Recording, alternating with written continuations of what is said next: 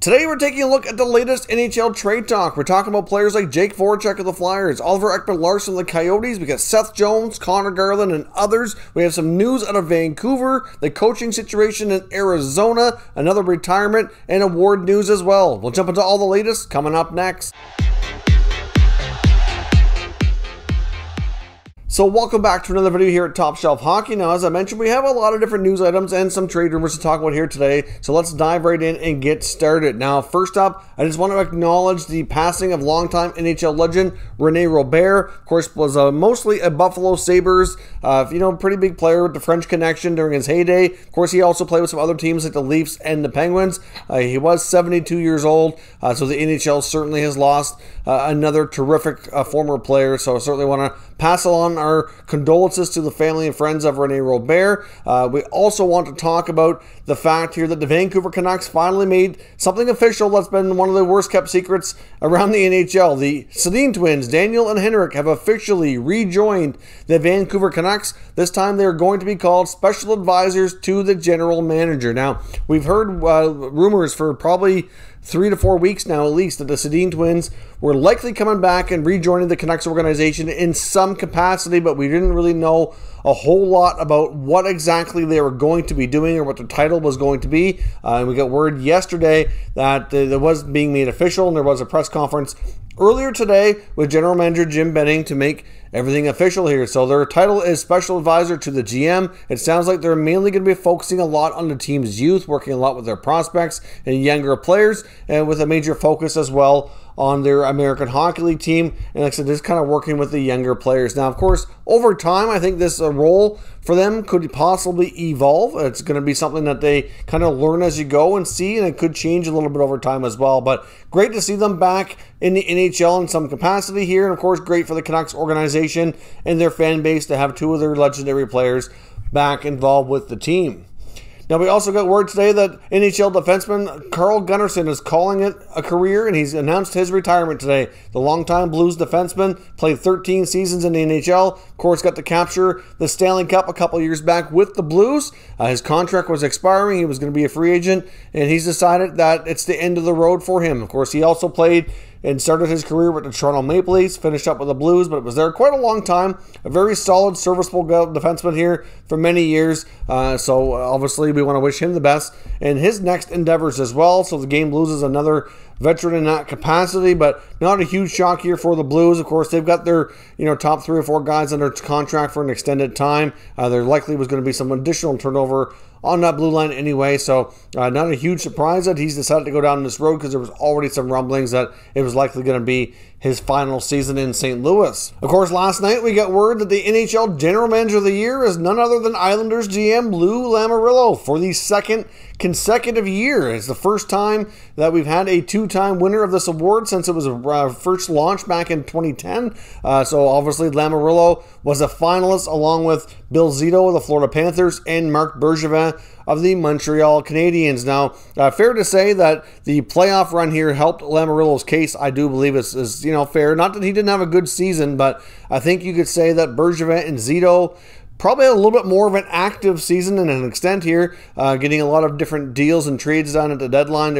Not that Lou didn't, but they just were, had more going on, I think, and their organizations. But Lou also, pulled off a big trade, bringing in Kyle Palmieri and Travis Zajac, get some good contracts done earlier in the year. So certainly recognized by his peers. It's voted on by a combination of general managers, other NHL executives, and a few members of the media.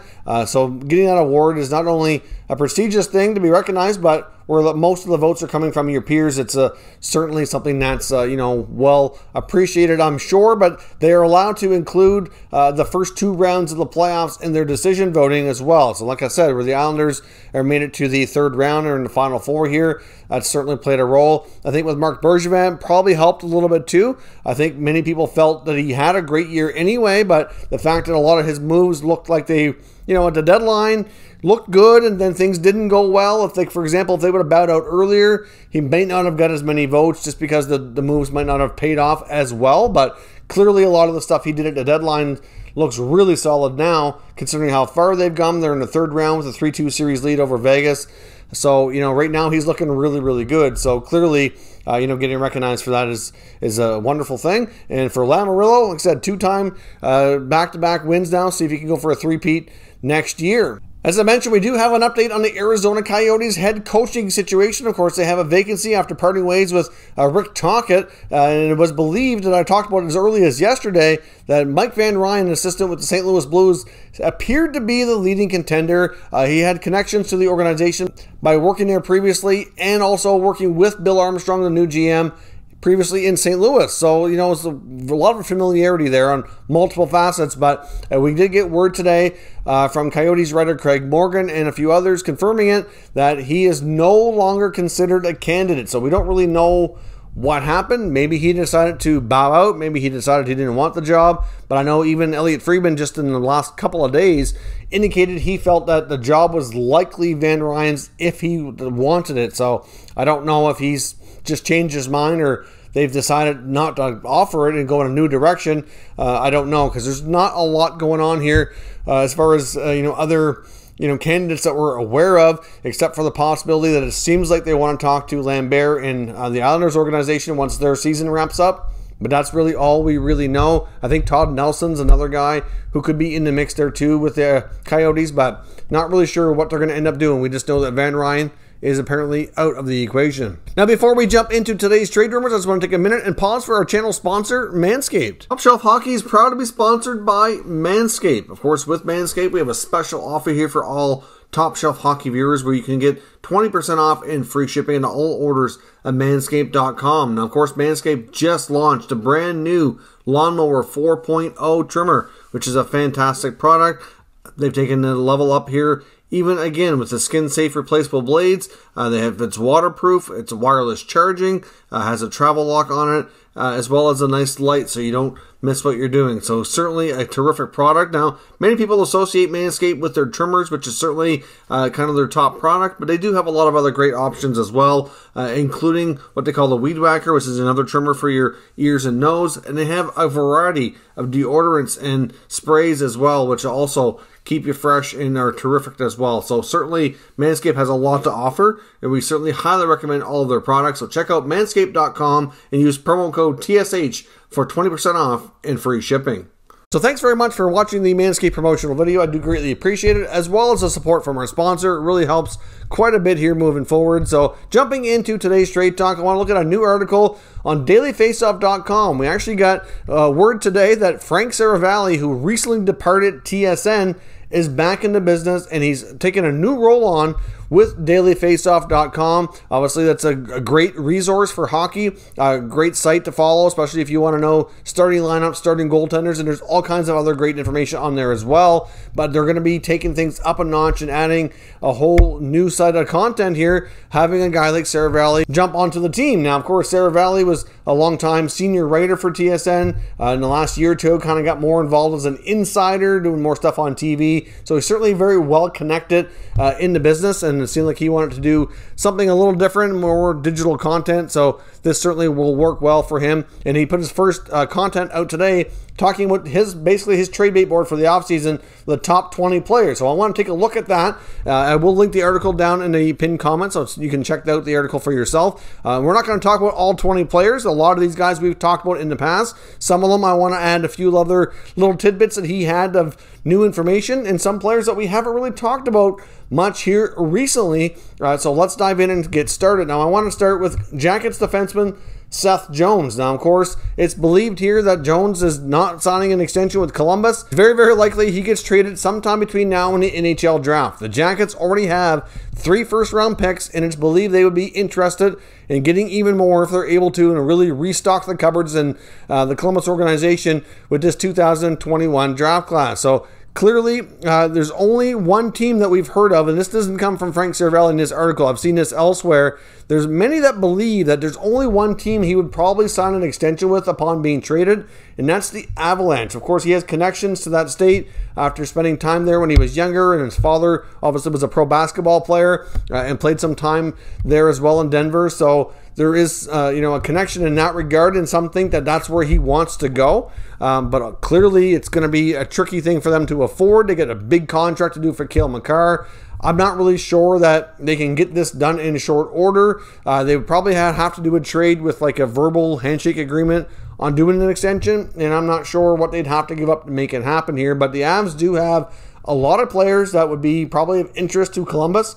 I can see being a good fit for a trade, and I'm not sure that he's going to end up going there. There's lots of teams that are interested, but Saravalli has Jones right near the top of his list here, so certainly he believes that a trade is imminent, matter of days and weeks ahead, and many have said this could be the busiest offseason in NHL history, and it's also going to be one of the shorter ones, given the quick turnaround time here from the time the Stanley Cup comes out to given the start of the next season. Is going to be shorter than usual because of all the schedule changes due to the pandemic. So it's going to be a tight turnaround and action-packed summer. So I hope you're all ready for tons of content here in that regard as well. So Seth Jones likely gets moved. No big surprise there. But the fact that the Avalanche seem to be a team that he's really interested in could change things, and he could end up being that missing piece that they needed in the playoffs. They showed that they need to change the blue line up a little bit. In my opinion, they have a lot of quick, dynamic, puck-moving, offensively gifted guys, which is great, but not enough grit back there. I mean, they had moved out Ian Cole,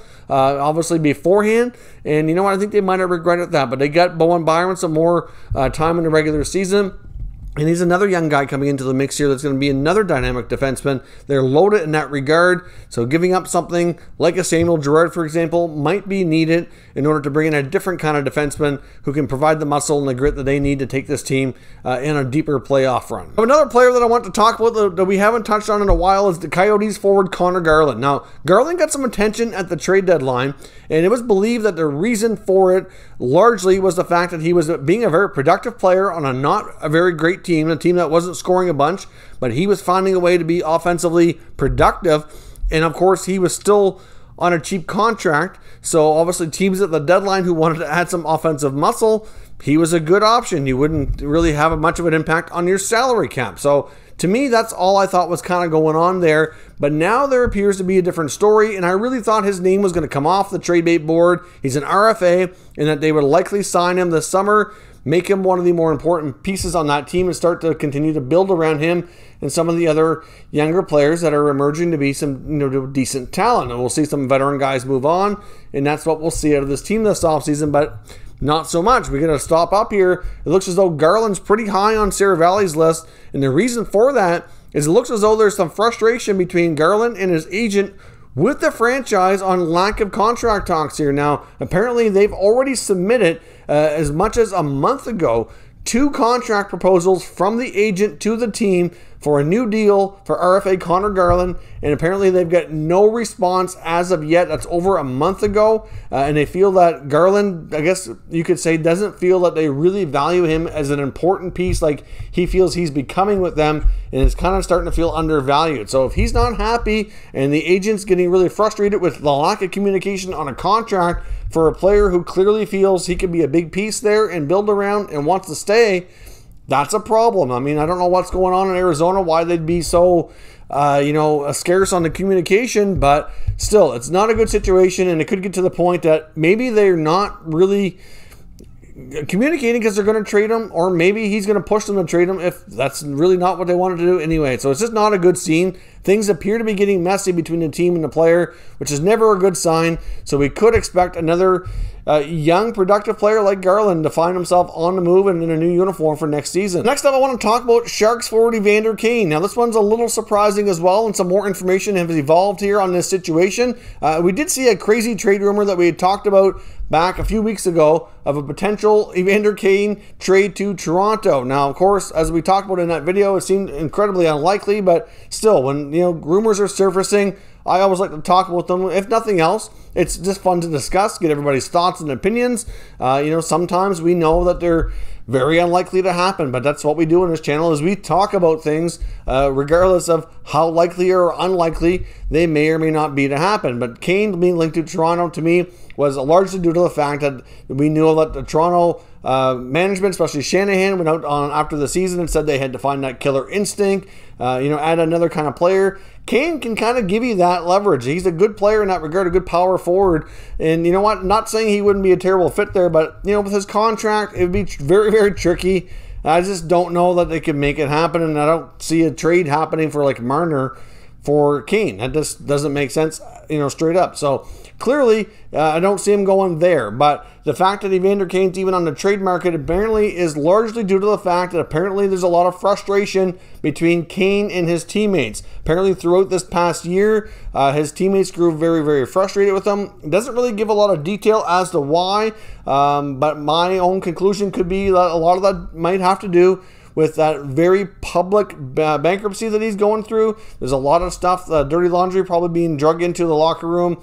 And, he can be a big personality and appears like he could be, just a challenging guy to be around at times. Now, of course, when he first went to San Jose, everybody said, well, you know what? The Sharks were one of those teams that could handle players that were known to have locker room issues because of the leadership and the guys on that team.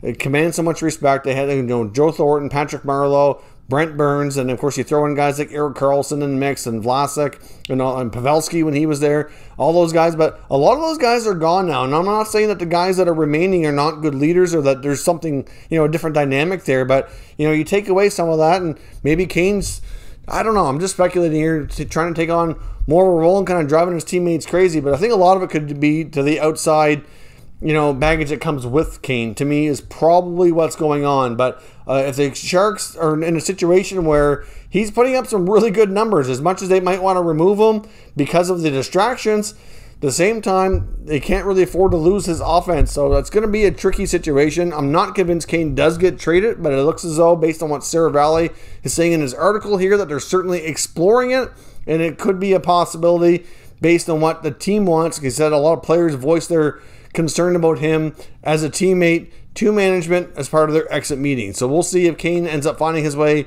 out of San Jose before next year. Next up, let's talk about Oliver Ekman Larsson in Arizona. You can even add Phil Kessel to this list as well. He's not on Sarah Valley's list, but I know others like Elliot Friedman have mentioned that Kessel is pretty much available too. When it comes to Ekman Larsson, though, essentially he kind of goes over the fact that many teams are involved. He feels the Bruins are still a leading contender, which I talked a little bit about yesterday. That was just my own 2 cents, thinking that they probably could still use him based on where they're at.